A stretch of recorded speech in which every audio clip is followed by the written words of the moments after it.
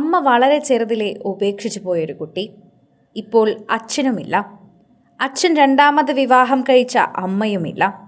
ആരോരുമില്ലാത്ത അവസ്ഥ. അച്ഛൻ്റെ കുടുംബക്കാരുണ്ടോ എന്ന് ചോദിച്ചാൽ ഉള്ളതും ഇല്ലാത്തതുമൊക്കെ എങ്ങനെയാണ് വിവരിക്കേണ്ടത് എന്ന് അറിയാതെ ഇരിക്കുന്ന ഒരു ചെറുപ്പക്കാരൻ.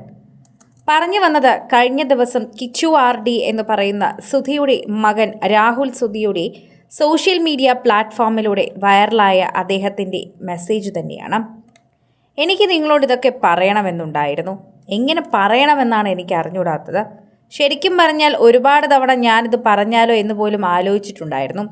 എന്നാൽ വേണ്ട, എന്തിനാണ് മറ്റുള്ളവരെ ബുദ്ധിമുട്ടിക്കുന്നത് എന്ന് ഓർത്ത് ഞാൻ മിണ്ടാതിരുന്നതാണ്. ശരിക്കും പറഞ്ഞു കഴിഞ്ഞാൽ എനിക്ക് നിങ്ങളോട് പറയാൻ ഒരുപാട് കാര്യങ്ങളുണ്ട്. പറഞ്ഞ് തീർക്കാൻ അറിയില്ല. എങ്ങനെ ഇത് തുടങ്ങണമെന്നും അറിയില്ല. അതാണ് ഇതിൻ്റെ സത്യം. സോഷ്യൽ മീഡിയയിൽ തന്നെ ഇപ്പോൾ കിച്ചു എന്ന സുധിയുടെ മകൻ ഇതിനെക്കുറിച്ച് സംസാരിക്കുന്നുണ്ട്.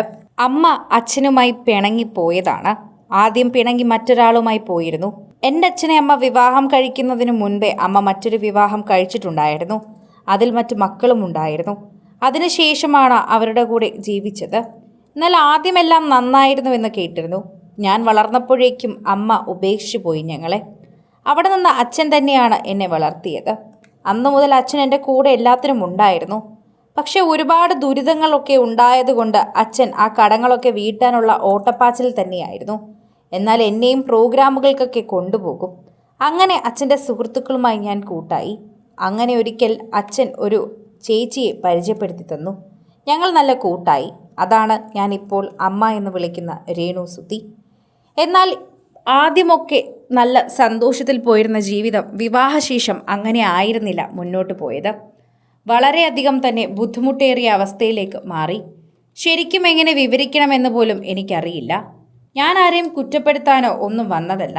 പക്ഷെ നിങ്ങൾ കരുതും ഞാനിതിനെല്ലാത്തിനും കൂടെ നിന്നുവെന്ന്. എന്നാൽ ഞാൻ ഒറ്റയ്ക്കാണ്. ഒരു സമയത്ത് എനിക്ക് എങ്ങോട്ടും പോകാനാകില്ലായിരുന്നു. എനിക്ക് കൊല്ലത്ത് നിൽക്കുന്നതിനായിരുന്നു ഇഷ്ടം.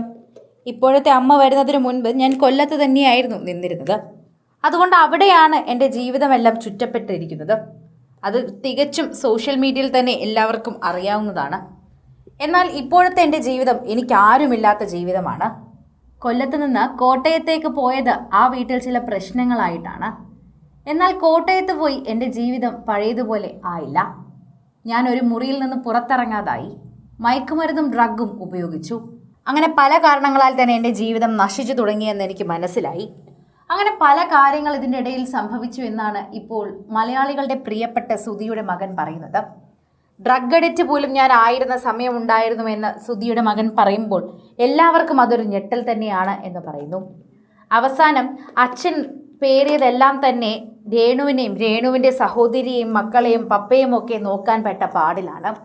പിന്നീടുള്ള കടം, അതായത് പിന്നീടുള്ള സുധിയുടെ കടമെല്ലാം തന്നെ രേണുവിൻ്റെ ജീവിതത്തിൽ വന്നതിന് ശേഷം ഉണ്ടായതാണ്.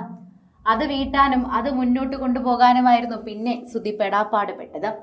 ഇതിനെക്കുറിച്ച് എല്ലാം തന്നെയാണ് ഇപ്പോൾ കിച്ചു വെളിപ്പെടുത്തുന്നത്. സിനിമ, ഫാഷൻ, ലൈഫ് സ്റ്റൈൽ വാർത്തകൾക്കായി മലയാളി ലൈഫ് സബ്സ്ക്രൈബ് ചെയ്യൂ. ലേറ്റസ്റ്റ് അപ്ഡേറ്റ്സിനായി ബെൽ ബട്ടണും അമർത്തുക.